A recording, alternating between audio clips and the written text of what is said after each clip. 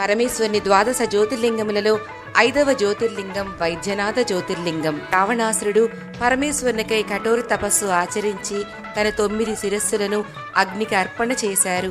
ఆఖరి శిరస్సును ఖండించబోగా ఈశ్వరుడు ప్రత్యక్షమై రావణ బ్రహ్మ గాయాలను మాన్పి ఆయనకు తన ఆత్మలింగాన్ని కానుకగా ఇచ్చి భూమిపై ఎక్కడా దాన్ని ఉంచరాదని హెచ్చరించారు.